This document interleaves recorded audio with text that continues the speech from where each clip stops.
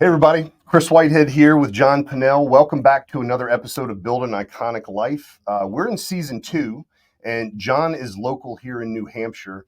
And I think you're gonna be in for a really interesting story today. Stay tuned. I came from the mud. There's dirt on my hands. Welcome to Build an Iconic Life podcast. I'm your host, Chris Whitehead, and this podcast is dedicated to help you build a life with zero regrets by focusing on how you have everything you need to stand up, stand out, and live life on your terms.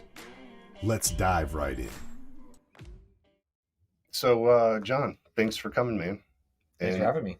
So, you want to tell everybody first what you do for a living, or what you have done for a living? Yeah, my wife and I, a few years ago, decided to get into the construction trade. So we had Poor thing. Yeah, we had always been in consumer electronics and high tech. So Kathryn's got a background in graphic design. So she, went to Keene State, local here to New Hampshire, and she was doing print design, and she's won a few little awards, recognition from an old company. And then she got into graphic design with web pages and things like that. So she's always been on the marketing side, and I've always been on the, project management and sales side. What did you do before construction? Consumer electronics. Consumer electronics. Yeah, and software sales. Any experience in the construction fields? Did your dad do it? Your uncle do it? Anybody? No, I. Because you sound just like me. It's like, I think I'm Yeah. going to do this now. There's no experience. I think I built one deck in my life with my dad or something. I haven't even had that. So I came from kind of a rough childhood. It was, multiple divorced families. So I was raised really by my mother and my sister. And so, I sort of pride myself on that. I know how to cook.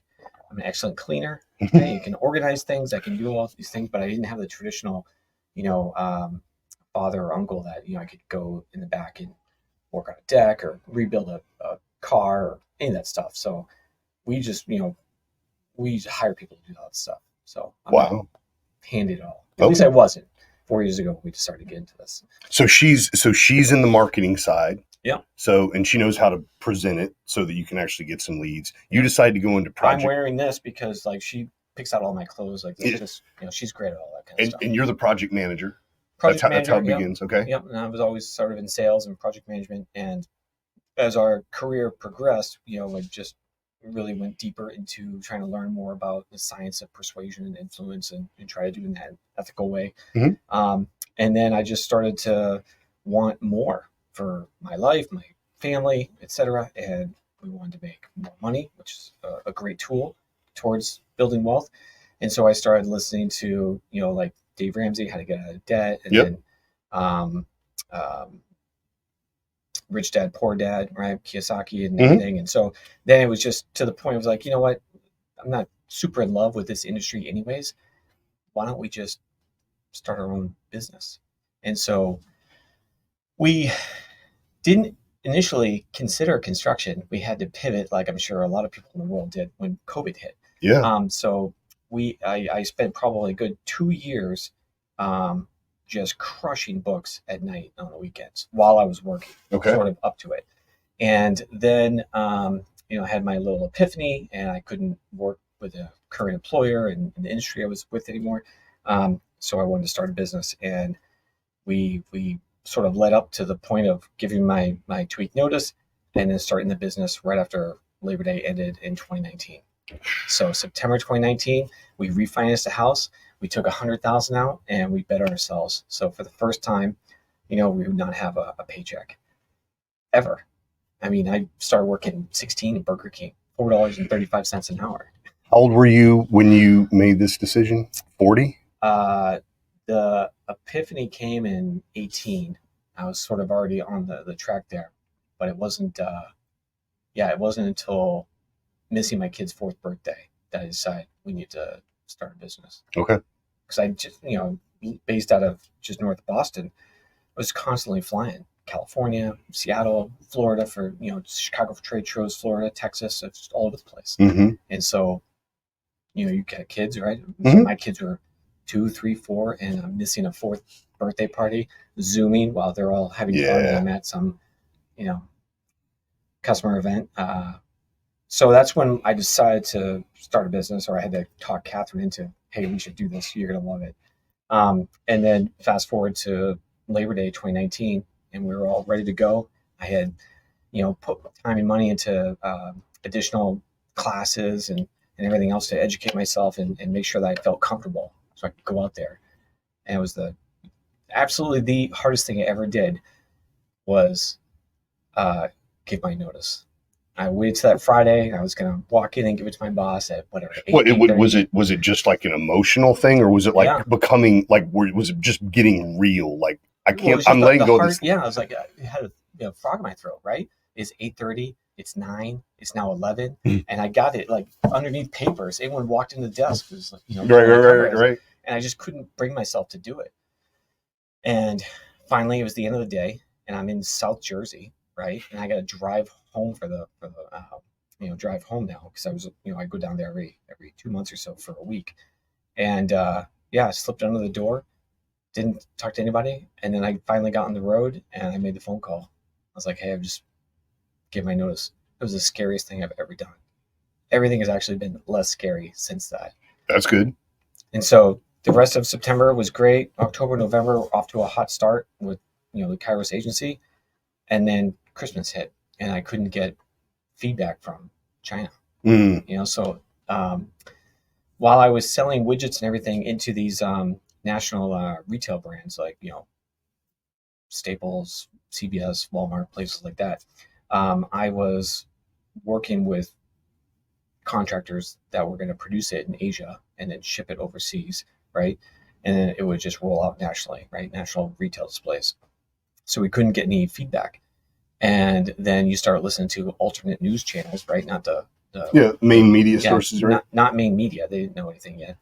And we had heard we had to send one of our reps, just go to the factory. Like, why isn't anyone getting back to us? Like, it's not that there's no one at the factory. There's no one in the town. And so pretty quickly we realized, okay, we just refinanced the house. We started a business. We're 3 or 4 months in. We can't get prototypes. Oh, like if everything's shut down, screw the prototypes. Like there's not going to be widgets in the retail stores. Right. And how are we going to survive by selling to brands that want to sell widgets to the store or to retailers that want to raise the category, displays. So that was it. Like we just knew instantly, like this is cooked. And we just went down a path and just the bottom fell out. Talk about that. Yeah. Because I think a lot of people went down that path. A lot of people were supported by government money, right? But you're an entrepreneur. None of that really matters. All you know is like, what house can I go into? What retail establishment is going to be open? Where are we going to get product? None of that matters. You're learning that you made the ultimate decision for yourself. And the timing was here. This is where it starts to get what I think most people would think it gets really scary, became very tactical. To me anyways, which was... So you were able to throw the emotion, once you had your pity party, which, by the way, it's happened to me quite a few times. Yeah. Once you got over the emotion, you're like, there's only one way to go. The knot's tied at the bottom of this rope, and I got to start climbing. So first thing we did was go on a few websites and get the not frozen food, but cryovac food or whatever. Mm-hmm. And we just bought enough supplies that, we could live, for a few months if everyone turned to zombies and started shooting. Right? So we prepare for the apocalypse. And then I went back a few months prior and researched someone on LinkedIn who had reached out to me, a franchise consultant, because now we knew this dream was gone. So we had to pivot quickly, hard into something. And we got back engaged. And within, a few weeks, we were at a, what do they call those? Like a open house, if you will, for a franchisor. Mm-hmm. And that ended up being, the current business. Okay. CertaPro Painters. And so we were there basically by luck, like just by chance that a whole global, pandemic occurred. And so we knew it in late December. By early February, we had this open house. We then formed the Kairos Color Company on Valentine's Day, February 14th. because, we sort of listened to the hype and the marketing and like, just show your love for your painters and carpenters and everything. And we'll make a happy story. That was always like our 10 or 15 year plan. We thought we would start the Kairos agency and be very successful. And then when we had money, we would get into construction. So this just slammed it into, no, just do that now. That's what the path that God led us to. So we did that. And so we've been doing construction ever since. What do you think? So that's 4 years. Yeah. What do you think? February 2020. And then we were supposed to close on the business in early April, we'll call it. But of course, then once the media and everyone got everyone hyped up, the banks basically shut down because they were giving out money to everybody, PPP loans, right? So we didn't actually get the banks to talk to us again until late May, early June, and then we closed end of June. And then we basically had 6 months in 2020, and then, that's where we are today. What do you think some of the biggest lessons that you've learned in these 4 years that you would not have learned except for making the leap and betting on yourself? The biggest lessons, probably to reach out to others that are in the same space. So the franchise model is great because, again, I don't have any construction experience. So to be able to literally buy into a system and flip the lights on and just have leads and everything start right away was fantastic. But that's only to get you so far, right? That's sort of helping you, like an app, helping you find which store to go to and maybe, where the aisle is and where the checkout is. And then you own that product, that system, that experience.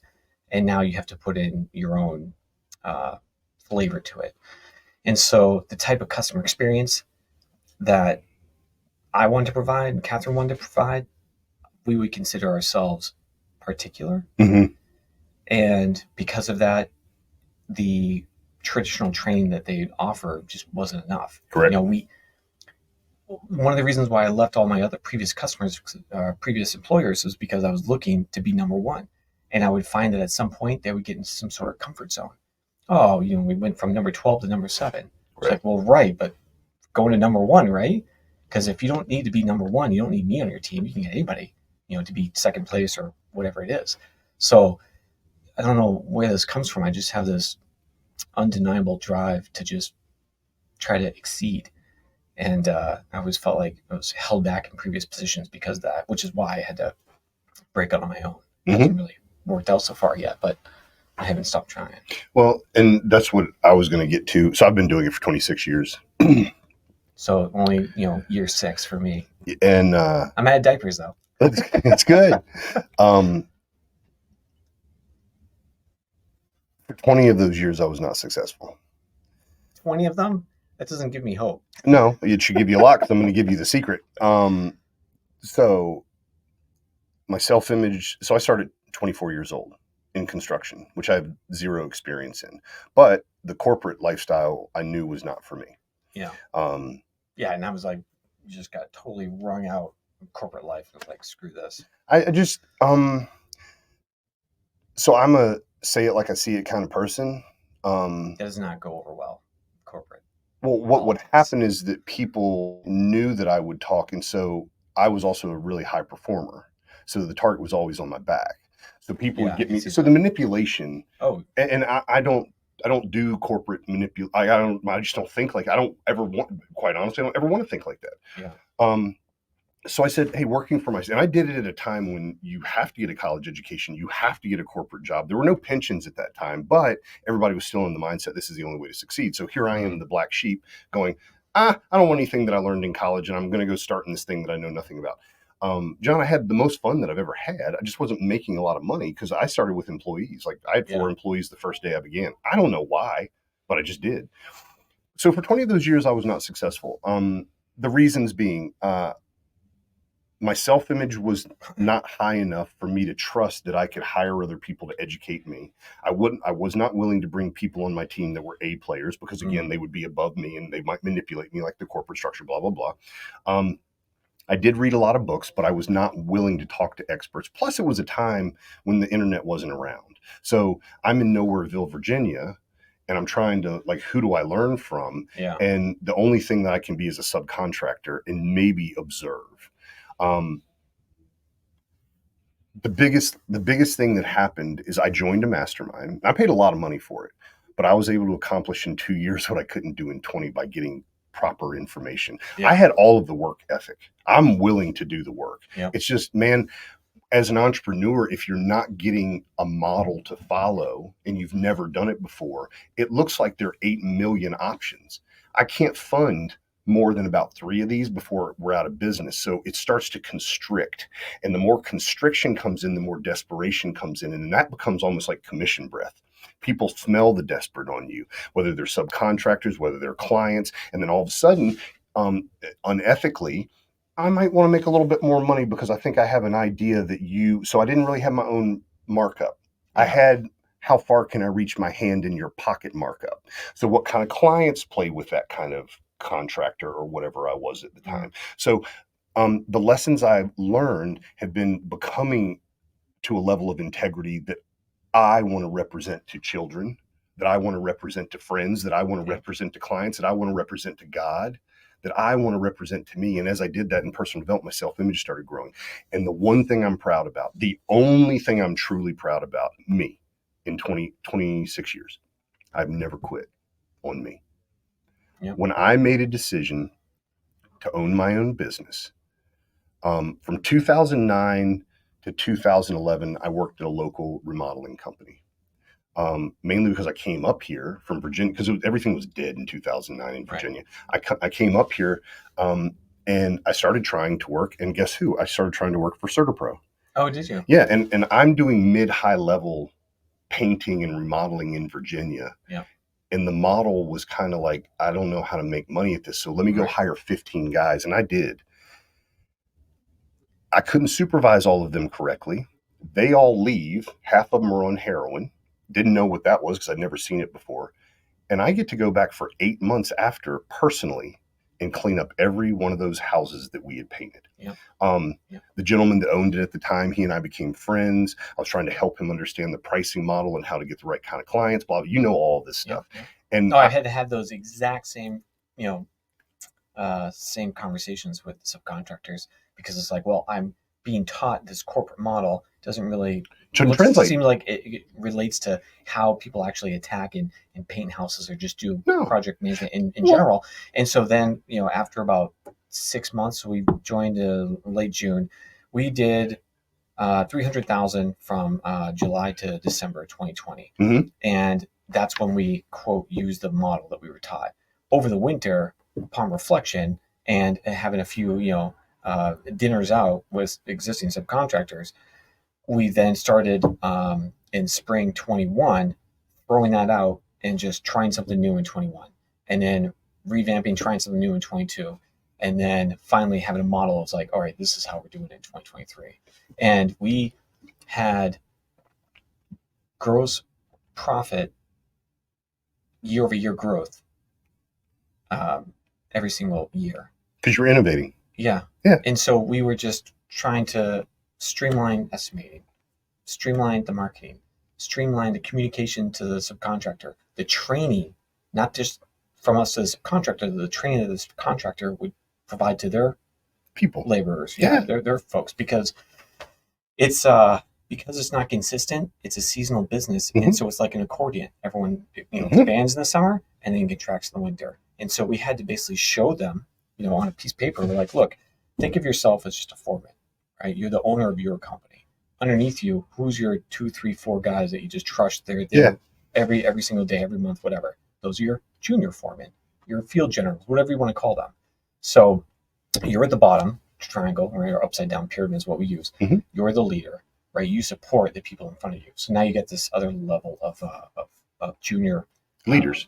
Junior leaders. Yeah. And then in the summertime, they are supposed to be supporting up the next guys level. and gals that are actually in the field, going to the job sites, cleaning the houses up. And so, like, I'm going to train you to run multiple jobs. Because when, I'll use example, Afonso, when we first met, was only running 1 job a week for us. By the end of the year, he was running 2. The next year, we started 2, and I think he was up to 4 by the end of the year. And now it's just like everything just goes with Fonzo because we helped him build this, upside down pyramid structure. It's like, I can train you to manage multiple jobs. You have to train the next group. They have to be able to train the next group. So we haven't gotten there yet. It's progress, but we're not there yet. But as soon as we sort of change that around from what we were taught, and this is how, the majority of the other franchisees do it, to, okay, well, that doesn't make sense to me. I didn't come in with construction knowledge, but I understand how corporations work. I understand franchising and everything else. I was in a fraternity in college. I was a Freemason. Like, this has been around for hundreds and hundreds of years. Before just Ray Kroc and McDonald's, right? So, like, this is not new information.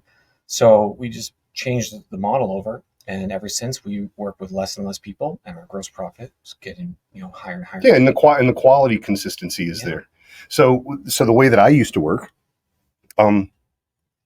is everybody was an employee. I could control them. Again, I had a lot of mindset growth to go through. Yeah. Because when I worked for the local remodeling company, he's a top 50 remodeler in the nation. I should have done that first, because I learned in 2 years. Yeah. So much about things that I didn't know about. Well, isn't it interesting though? You look back. Yeah, I'm only 45, right? Yeah. But I just look back even 4 years ago, and I just want to like kick myself. It's like, why didn't you reach out to that person then? Boom, boom, boom. And then there's just not enough time in the day, to reach out to all these people now that I want to learn from.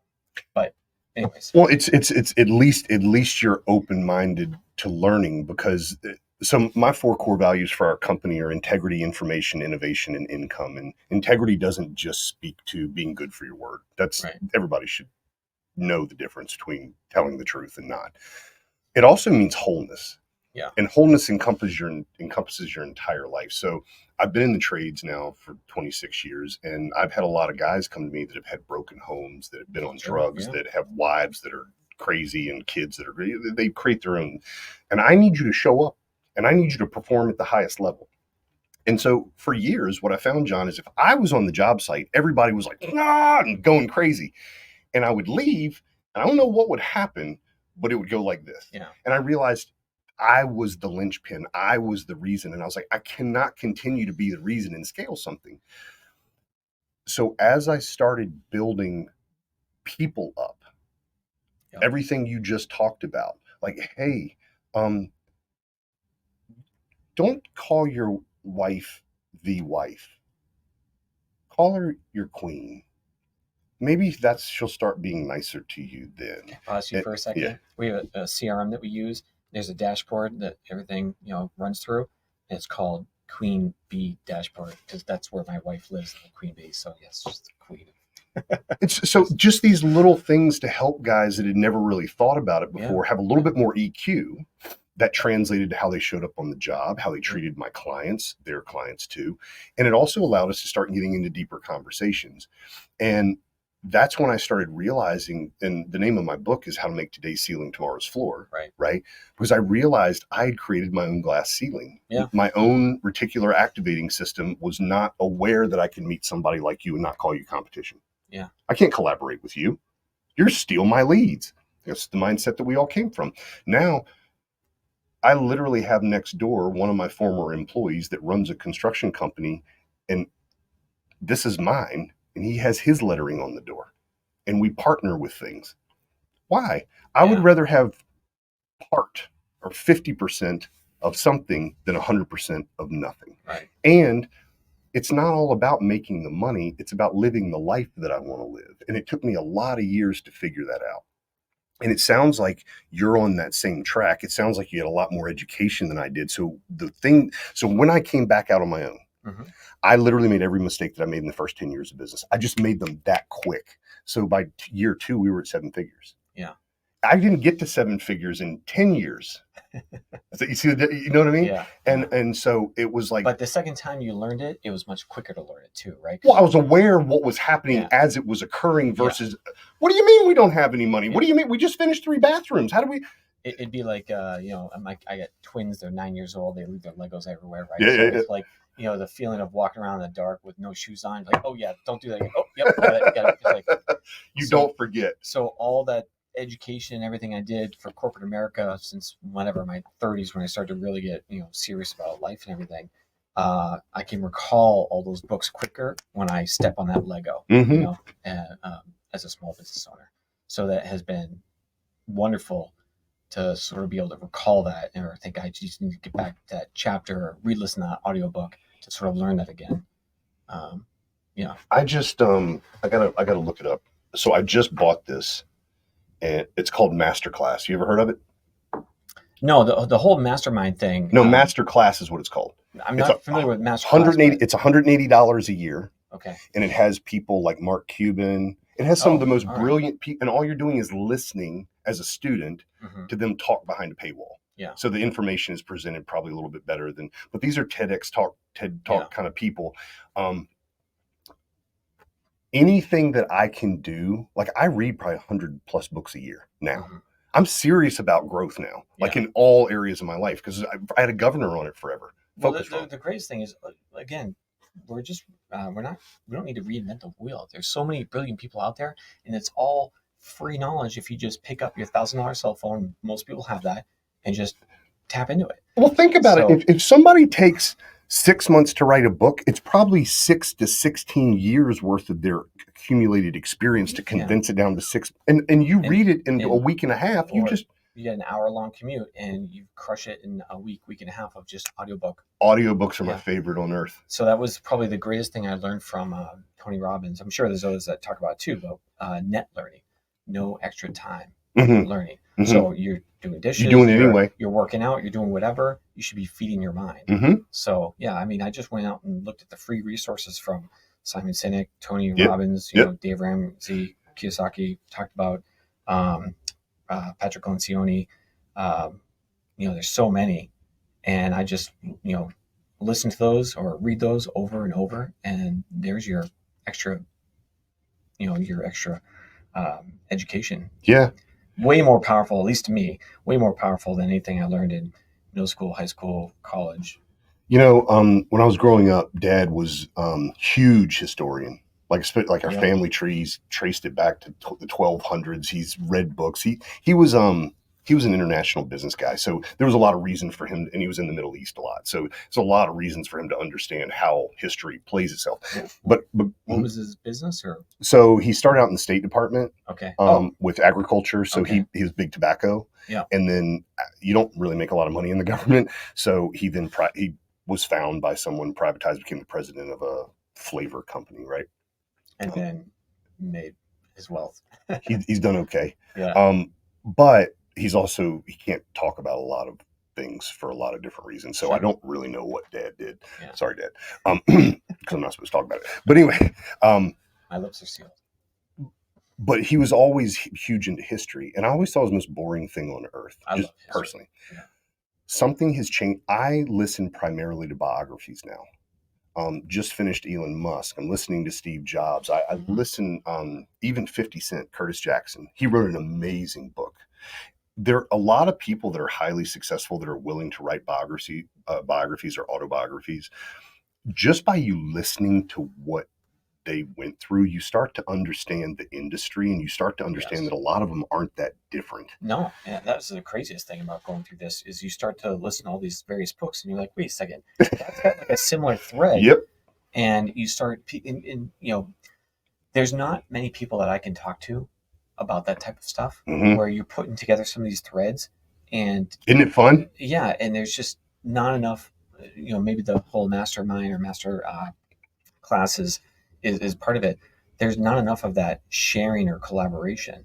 And so I think, leaders or entrepreneurs feel like it's a lonely walk because they can't find others to talk to. And they don't, and for some reason, we're not often promoted to go talk to one another as entrepreneurs. We just sound crazy because, I go to a family event, I go to a friend's event, and there's 100 people there, and 94 of them are employees. And 4 are employers. And it's not that one is better than the other. It's just different problems, different perspective, different mindset. So I've always been a little bit of that kind of outside of the inner circle kind of guy, black sheep, right?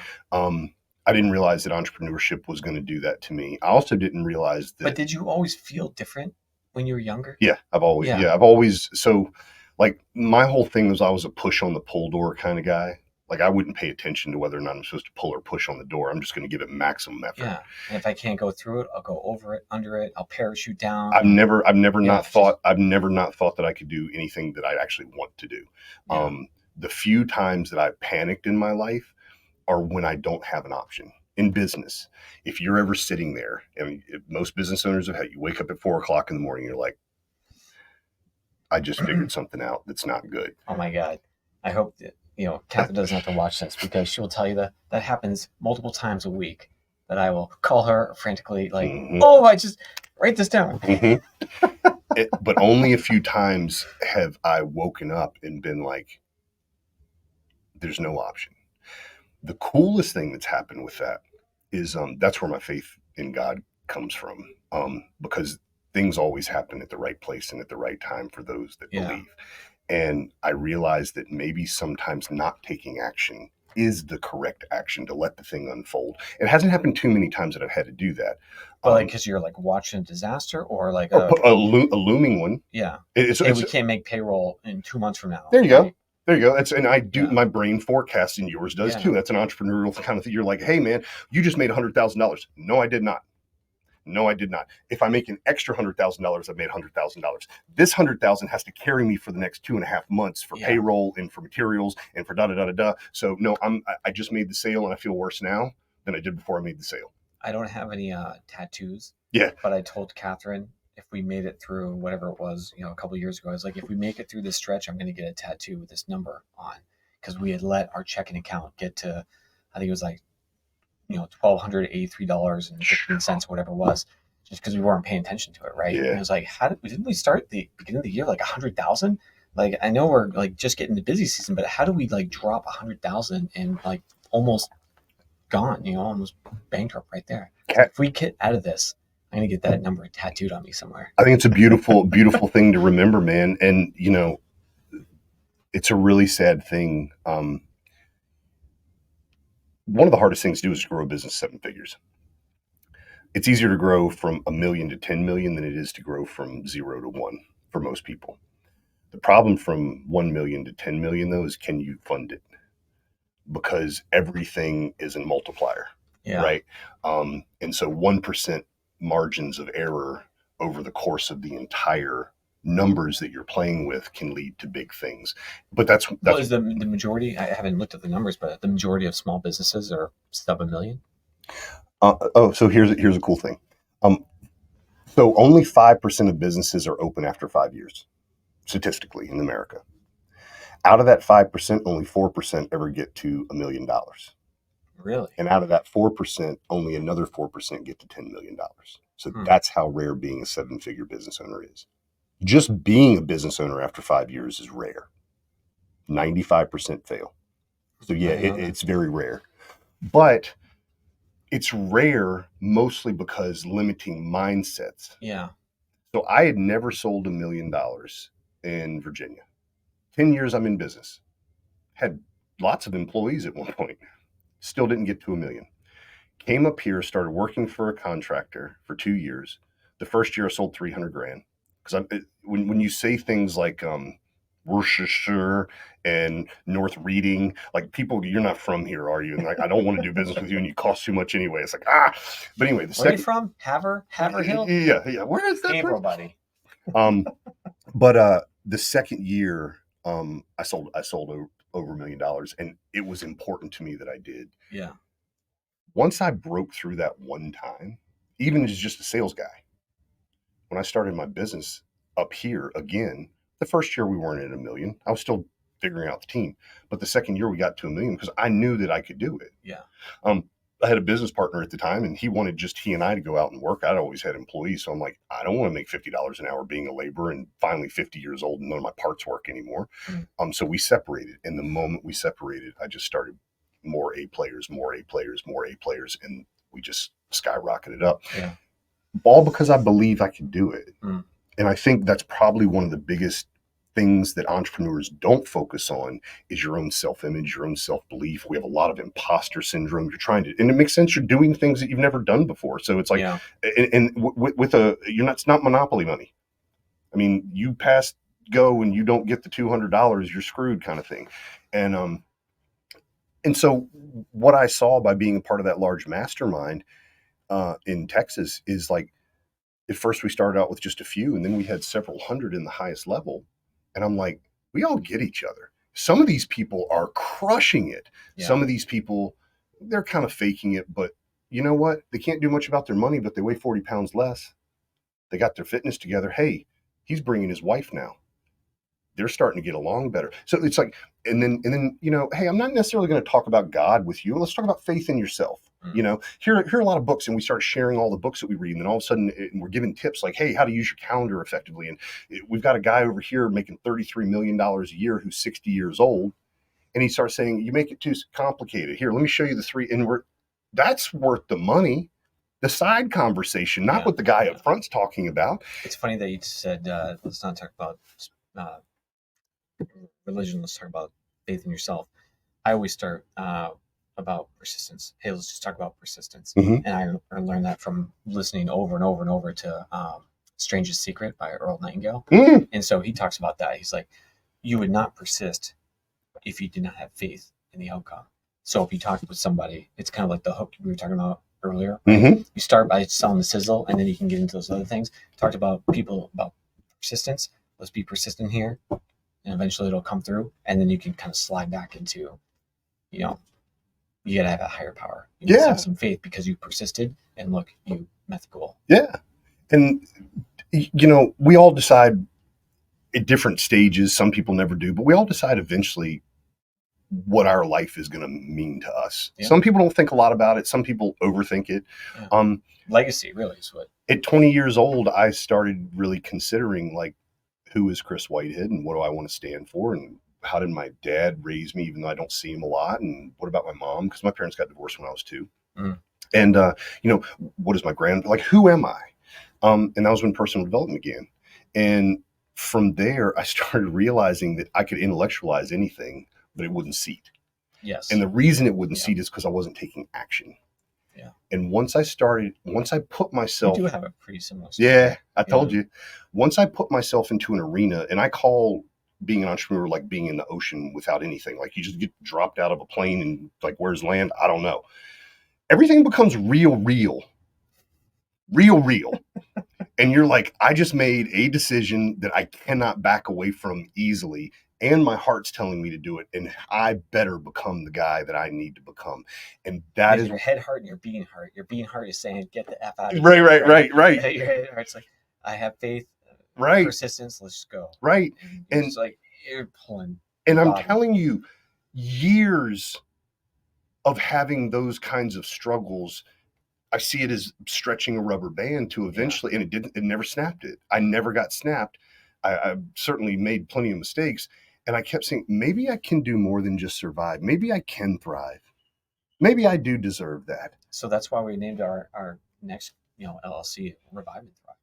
You know, because we looked at it as, I have always liked the idea of a phoenix, right? Because it's just constantly burning and falling into ashes, and then reborn, and then over. And like, that's just mistakes. That's the growth. That's the learning.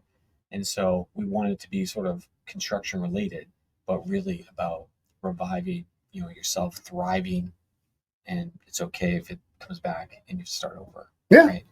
So. I used to, so one of my companies, and I'll never do this, pro tip to everybody, don't name your company after your last name. Nobody's going to ever want to buy it. And that's one of the things that people do, is exit companies to retire. But I used to have a company called WPR Services. Before that, it was Whitehead Painting and Restoration. And I used to joke that the restoration part had nothing to do with what we did for clients. It was all the guys that would come in the front door. Like, we started to create an arena where these guys could take off this tough exterior and have real conversations. Which is not very prevalent in construction. No, it's not at all. We've done it here. Yeah, I've met, and they're both on our team, so maybe I'm biased, but I've only met 2 people that have EQ. Yeah. And that's why they're on our team, you know, because we just put the perception and the customer service and reading people and body language as a first priority. You know, you can teach quality in the craft, easy, but you can't necessarily teach that gut spidey sense. Like, is this person happy or not happy? Their words might not match, their body language, but 100% of communication, only 30 of it is speech. Right. 70 of it is, the facial expressions, the body language, posture, and all that stuff. Which you can't fake, because I think it's like 60 per second you can do with facial muscles or something. Yeah. So you're not lying to anyone that's actually trying to pay attention and knows what they're looking at. Yeah. Well, it's just how the body was made, right? So there's a great book out there, The Body Keeps a Score. I can't remember who the author is, but they talk deep about, he was out of Boston, and he's been working with veterans and everyone with PTSD and all this stuff. And so they're talking about the human brain and how, I'll get the numbers wrong, but generally you can think 600 to 800 words a minute. You can speak 300 or 400 words a minute, right? You can type 100 words a minute. You can text, 40 words a minute, or whatever it is, right? And so the fact that your brain is moving so quickly and you just can't get it out of your mouth, your body does all that communication. Yes, that makes sense. We started in construction. Okay, well, let's just read people the massive amount of communication that they're giving us first with their body, and then we sort of back into everything else. And I don't know that there's many people that would think of the construction trade that way. We think of it first as the people and the customer service and quality and all those things, but you've got to start with people that are EQ sensitive. So you can back into the IQ. Some of the greatest construction guys that did not come from your background, like literally they were tradespeople and they built a company, they naturally have that, but they don't know how to teach it to anyone because it was a natural gift that was given them. Yeah. The benefit of you coming from a completely different world is you don't look at it the same way that someone that bangs a hammer growing up would look at it, because there's so much bias of years of their foreman or their granddad or somebody teaching them something, and you create a neurological rut. And the deeper that rut, the more often you do it, the deeper that rut goes. You're never going to come out of that rut. So it's very hard to see things from a new perspective. Construction, especially because of the physical nature of it. Well, and this is, to me, coming into this, it feels like it's an industry that people fall into because they couldn't get a job somewhere else. They maybe didn't finish high school. They're immigrants. They're got thrown out of other industries, and they sort of just fall into construction. Yep. And that's just really sad, because me a lot of hope, because they're all individuals, we're all equal. Yeah. And if we can tap into them and turn them on, the percentage growth that they're going to go from construction trade to wherever they end up in life is way higher than someone who went to Harvard, went to MIT, went to Princeton, and they're going to have a little bit of growth. John, my friend Diogo, who used to work for me, now we work together. When he started working for me, I was paying him $35 an hour. Last year, he bought his first single family home, and he was smart because we had been discussing it. The only reason it took him until last year to buy a single family home is because 2 years prior, he bought his first multifamily home. He is on a trajectory for wealth. Yeah. And it's not even about the money. It's who he's become in the process. And I've been able to take a little part in helping him there, mostly just by talking. Like, I don't know if it's helping him or not. I'm just telling him my story and what I'm reading and going through.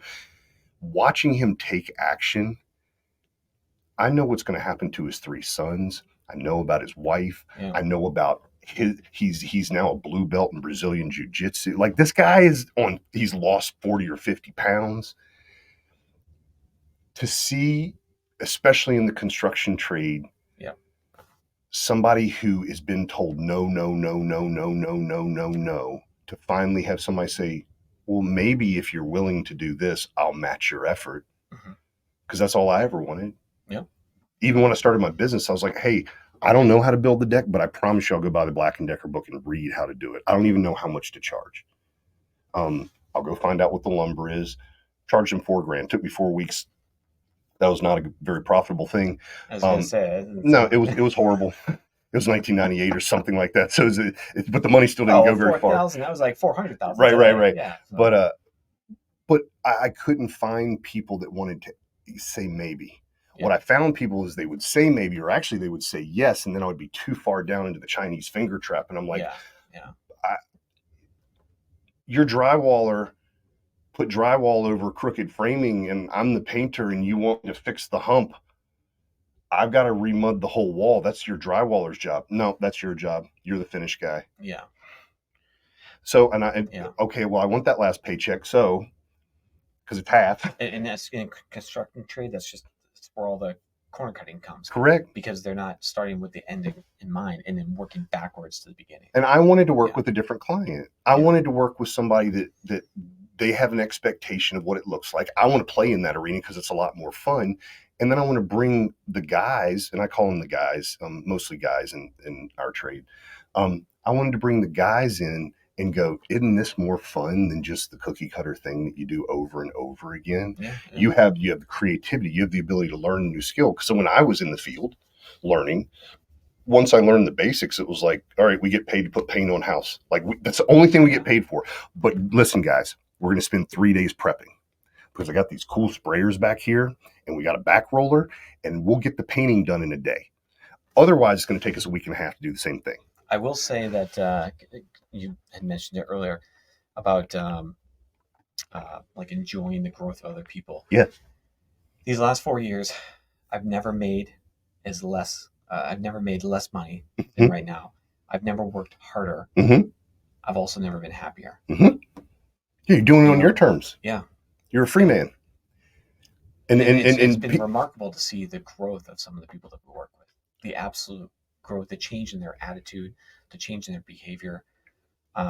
You had mentioned earlier, like the change within their family, right? Because we have structured, barbecues, outings, this and that. Yeah. We could never get anyone to show up at the events when we planned it. The naive Caucasians that went to college and this and that. Mm-hmm. And as soon as after multiple failed attempts, we're there. Like literally, we had our first barbecue, all this food, no one showed up. Literally, no one showed up. A few of them had said maybe, yeah, and then everyone cancels 5 minutes before because I'm reaching out are you showing up? Are you showing up?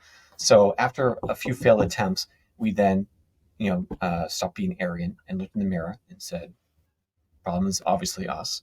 So then we went out to the painter community, carpenter community. It was like, well, if you were doing this, what would you want to do? And as soon as we said, yeah, that's a good idea, we did that idea. Instantly, 50 people. I was like, damn, we're done. Well, that's what I was telling you. That's what I was telling you about with Iconic. Because I had had so much success doing a certain procedure when I started Iconic, I was like, I'm going to keep doing what worked. Instead of putting myself in that person's shoes and going, they don't know me. There's a linear pathway to giving people what they need. Right. First, we have to give them what they want. Right. What did I want when I joined the mastermind? I wanted to make a lot more money and not be stressed out all the time. That's the only, if you'd have talked to me about personal development, well, I'm still like, man, my payroll's $30,000 this week. We're not going to do that. I don't care about personal development right now. I care about money. And so when I changed that, just like you changed that, there was no more struggle. Yeah. Because I finally had figured it out. And things actually just get easier when you start going against the grain. Well, it's like you talk about with the EQ. People are constantly displaying without But do you want to hang out with me? Yeah. Yes, I want to hang out with you. Well, your body's kind of saying you want to go out the door right now, which is, you don't ever say that to somebody, but you just go, okay, cool. I'm not going to go buy you a $50 piece of prime beef right now. We'll just save it. But when you start teaching people how to start from the foundation, which is what you're talking about, you don't have to worry about what the roof is going to be like. It'll grow. It'll be built just fine. Yeah. And I think it's a really refreshing way to come into this particular industry because we need it. The average contractor is 50 plus years old, right? There are not as many people going into the trades. The money is there because people are going to need this forever, right? They might not get remodeling jobs necessarily at first, but people will need electricians. They will need plumbers. They will need general laborers. They will need people that know how to frame things, There's massive opportunity. The crappy part is you're absolutely right. Most people come into the trades because they don't have another option. That's a crappy way to come into something that I like. It's hard work. Yeah. Really hard work. And some of the most beautiful creative ideas have happened from the janitor minded guy. Like all the smart people are up here going, you can't build that. You can't build that. And he goes, what if you do this? And you're like, that works. Yeah. Ivory Tower didn't come up with that. Someone in the field came up with Right. it. Yeah. Right. And again, so like, we didn't choose this on purpose. It came out of COVID and came out of the failure, but now being in it for a number of years, even though, financially it hasn't led to wealth yet, we absolutely feel blessed to be here. It's awesome, man. Yeah. How is, so a lot of couples get tested pretty hard in their relationship. Has that happened to you and your wife too? Oh, sure. I mean, we've had yelling matches. We've, cried ourselves to sleep. We've, almost, run out of money. We've had to tap into credit lines and make it work. But it's led to healthier conversations. It's led to us relying on each other more. And when we were at separate companies, we would talk at nights and on the weekends, and you have kids and you don't get to talk at all, right? It's all about them. But then, calling or messaging each other back and forth 30 times a day. To me, anyways, it's soothing. Kathryn will have to answer for herself. I find it soothing. I feel like I've got a better relationship with her and the family. So, yeah, I think it's good. So Robin and I went through it as well. And but you're right. I don't think there's a lot of couples that can work together. I don't know how you could be a couple if you couldn't work together, but maybe that's a separate podcast. Yeah, it definitely should be a separate podcast. So a lot of couples don't know each other very well, and they don't have any tools anyway. So when you're only seeing somebody this long, the only thing that you can hope for is that both of you can be calm people, because if somebody's reactionary, somebody's going to eventually screw up and step on their toes. Yeah, we wouldn't be here with. Hopefully, she would say we wouldn't be here without me, but I absolutely wouldn't be here without her. I think she was more of a rock than I was. There's nothing wrong with that. I know for Robin and I, once the kids got to a certain age and income started getting in a better place, she no longer had to work, right? So then the kids get to an age where we're not empty nesters. Our house we bought the right house at the wrong time. You bought the right house at the wrong time? Meaning the kids were graduating high school. Oh. And we buy this big, and then they're like, it's got a pool, it's got a hot tub, it's got 5,500 square feet, and they're like, this is fun. And you got to clean this every week or every other week. so the kids, but the mindset is kind of Airbnb it. Come on, it's a whole other business venture right there. The mindset though is kind of feeling more like an empty nester. So Robin is getting to a place where, I don't know. Well, she had been going down to Texas with me, listening to all this. She's becoming an investor, right? She now is on live radio. She has 3 different podcasts that she's starting up. One of them is going to be with me. They're learning about getting advertisers on the radio and on podcasting, but she's a true entrepreneur now. The level of conversation that we have, because now she's super interested in reading books. She's super interested in personal development. She's super interested in the impact of conversations about things that she's never had to think or talk about before. Gives us the ability to have conversations at a level that I don't think most couples. Usually it's like divide and conquer. Like, that's your role. That's your job. I don't talk to me about your problem with it, but I'm not actively going to help you with that. 2 entrepreneurs working together require a lot of compromise, a lot of self-reflection, a lot of what am I bringing?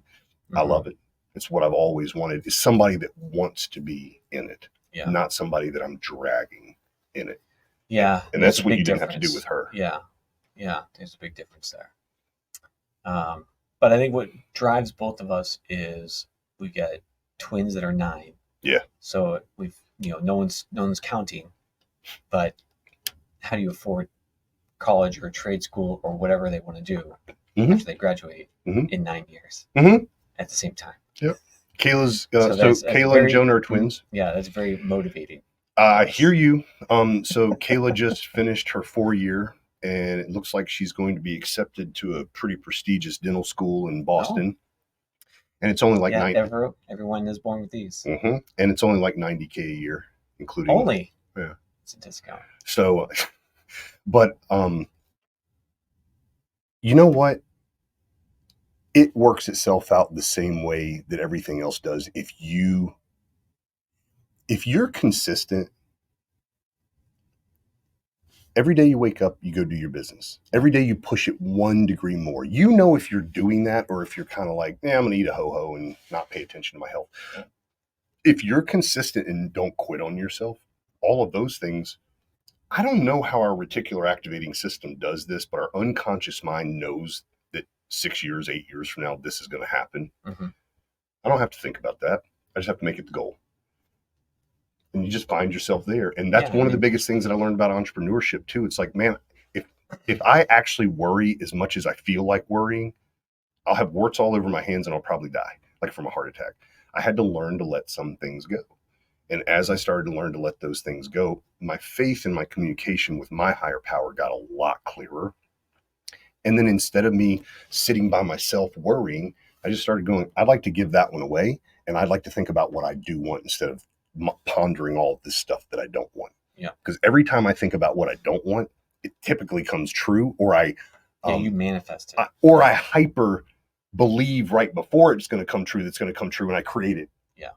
Which is manifesting it. Because manifestation isn't like sit like a Buddha and it just appears. It's like you do action and things show up. Yeah. But it's all about this mindset stuff.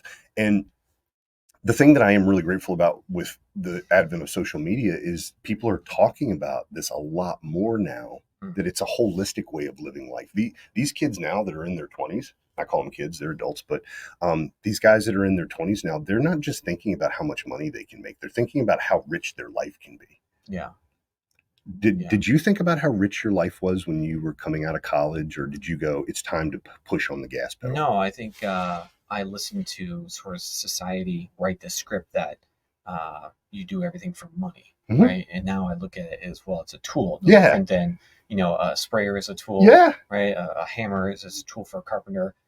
Money is a tool to do these other things. Wealth and riches is not money. It's separate things. Yep. But yeah, it took me a long time to figure that out. It took me a long time. There's a certain passage in the Christian scripture that says, and people get this wrong all the time. They say money is the root of all evil. It's not what it says. It says the love of money is the root of all evil. And the reason that it is because it's not real. So that's idolizing something that isn't actually in existence. But when you put money in its proper place, which is it's a tool, you don't emotionalize it, covet it, because where money flows, it grows. And so, too many people don't know that. I'll give you an example relating it back to painting. So when we started to change our model and put the leader at the bottom, right? Yeah. Because crap flows down. But I love your inverted pyramid. Yeah. So, we're just trying to think in terms that are going to be easily digestible and explainable to others. It's like, let's think of gravity. Crap rolls downhill. When there's a problem in a job, they go to the higher up, to the higher up, to the higher up. It's not higher above them, it's below them because crap rolls downhill, right? So when we started to think about, all right, well, how do we get this mindset shift? How do we get this type of education out there? Why don't we just start with what they want? Why don't we just pay them more? All right, so we're going to limit the 10 subcontractors we work with. We'll pick 2 or 3 and say, we're going to pay you more, but this is what we expect. We demand a little bit more. And then getting them hooked on that, then we were able to start coaching through, some of those things that you're talking about. How do you get them to change their mindset? How do you get them to think about believing in themselves, believing in education, cherry picking certain people on their team and trying to give them more of a leadership role. You can only do that, by sort of hooking them first with something. For me, and then moving on. Something a little bit larger. What my guys have come back and reported to me, and this is after the fact, is the real reason they took the leap into like listening to me. A lot of people in the trades are not very trusting for really good reasons. Yeah. If you've been an abused dog most of your life, you're going to expect to be abused. But so we allowed ourselves to be abused. Correct. A few times to prove that we wouldn't kick them, that we wouldn't yell at them, this and that. It's like, hey, I saw that this was done this way. We need to do it a different way. It's going to probably take you another half a day or a day. I'm going to pay you for the extra day to go and fix the mistake that you made, but we don't talk about that. And then they would do that. And maybe it would happen another time or two. And it would be the same. Hey, this got screwed up. Probably take you a day. So what's that? However many $100. Like, could you go back and fix that? And then all of a sudden, it never happened again. Right. That takes a lot of faith So it's reciprocity, Yeah. and when you know how those laws actually work, you also know by the core values whether or not. Yeah. So if you know that reciprocity is a true thing of all humans, like, and all that means is if I give, you feel a compulsion to want to match that. Yeah. If I'm giving and we have same core values, that's exactly what happens. Yeah. I've identified a winner. If I give and it doesn't happen, I'm not offended. Yeah. I'm just going to not continue to Yeah. give to that department. We're just on different teams. You're now on somebody else's team. Yeah, and I'm cool with that. There's 8 billion people in the world. We'll both be fine. The biggest thing that my guys came back and told me is that they were watching to see if I was going to come out of integrity when the heat came on me. Mm-hmm. And I was so grateful that I had started to gather this mindset. I'm reading a lot of books about extreme ownership and leadership and da-da-da. It's like, no, this is the right thing to do. I can't tell you, I don't believe I'd be where I am with the guys that I have if I hadn't have made painful decisions that were of integrity, because when I then came to them and said, I need you to now be in integrity, their response was, of course I will, because I'm part of something that's bigger than just you making money. And man, when I took the eyes off of how much Chris is making and how much I can help my guys and my clients, and it's been a complete game changer, John. And that's kind of what gives me hope and everything for the future. Because now that we've seen it, we've demonstrated it, and it's worked out, and we've seen that play out before. Being scaled. And so now, exactly.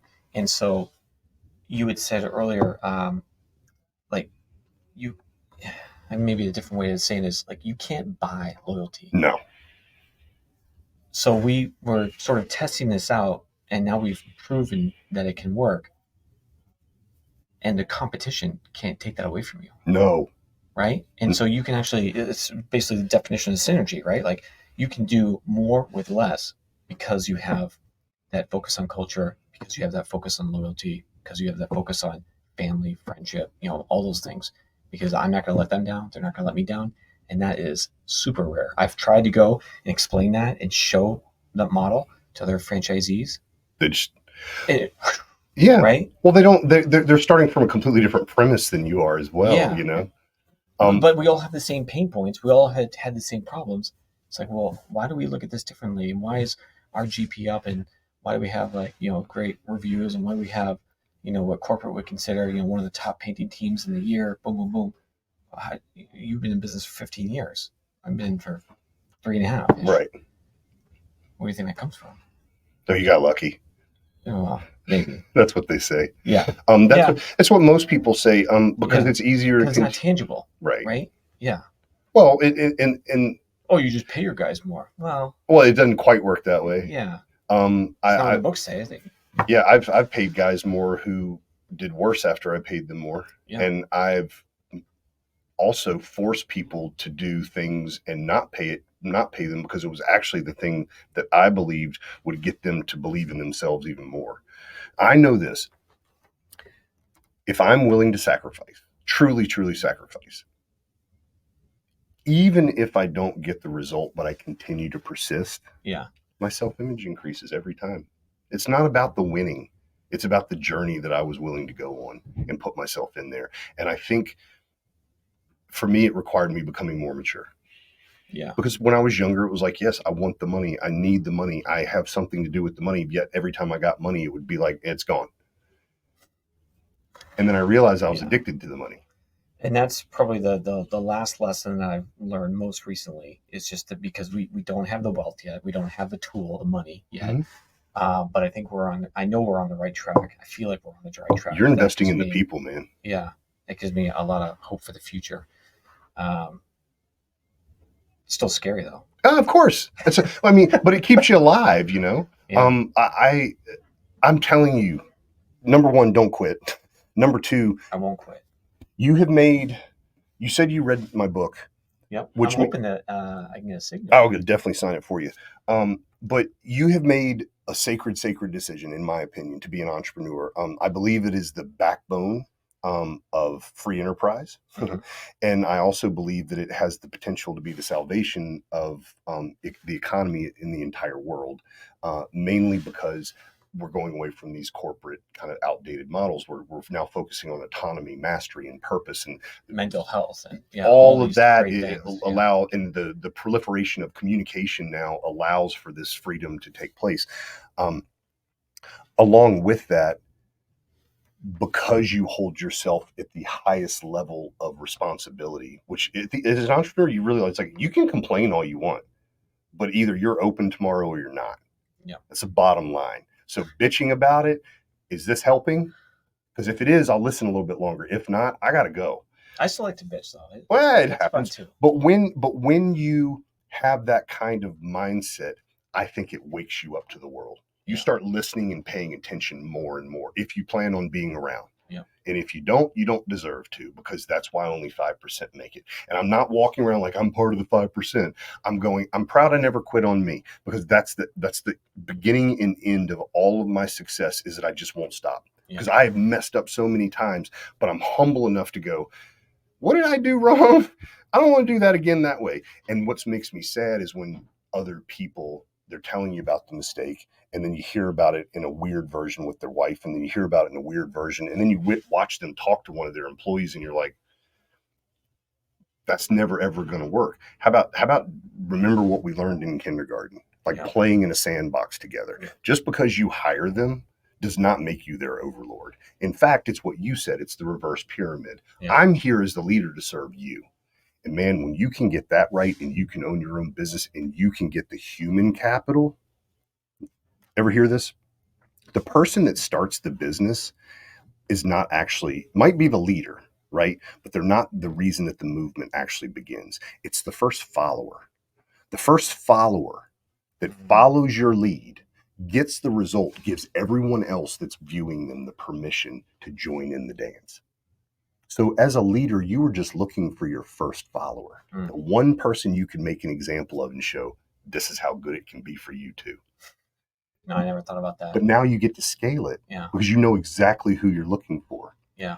And they will self-pressurize. They will like, look, man, this is an elite thing. If you can't keep your shit together, we're going to kick you out. We don't have to let the boss do it. Yeah, the group. The group will self-police. And it's a beautiful thing. And that's how you can become more valuable, because you're not wasting your internal resources on having meetings that are meaningless to have the meeting again next week. Yeah, I heard it a different way, a slightly different way, which was, would you rather be the individual that can generate $1 million a year, or work with a team of 10 and the group together can generate $1 million a year? Because one of them is scalable, one of them's not. Yeah. Right? Yeah, there's only one of you. Yeah. Well, dude, it's really, really good having you on the show. Thank you. I want to have you come back. When you have a win, or when you have a change, or when you have a loss. Hey, man. Well, there are not enough people out there that are willing, in my opinion. Everybody's willing to show their highlight reel. Yeah. They're not willing to talk about the real things that go on. Well, your highlight reel certainly motivates me to want to have what you have, but it does not educate me on how you got there. Yeah. So I like to talk to people about real things, and I'm okay with that. And if other people want to be different than that, then you just don't get to come on my show. Yeah. It's kind of a litmus. If you can hang out with me and you can talk about real shit, we have the potential to be friends. If you can't, I don't want to be around you, man, because I do realize one thing. I'm 50 years old. That's great. I'm 50 years old. I know I won't be here forever. Yeah. I want to make the rest of this count. Yeah. Well, and we all have to be role models for, the younger generation. Yeah. Our kids, our community. Right? That's true. So get it out there. Well, thanks for coming on the show, man. Thanks for having me. Everybody, we'll see you next time. See you in the trenches. I came from the mud. There's dirt on my hands. Strong like a tree. There's roots where I stand. Hey friend, if you enjoyed listening to this podcast, please leave a review and subscribe to catch future casts. If you really enjoyed this episode, make sure you share it so others can benefit from it as well. I'll see you in the trenches. Try to catch me howling at the moon.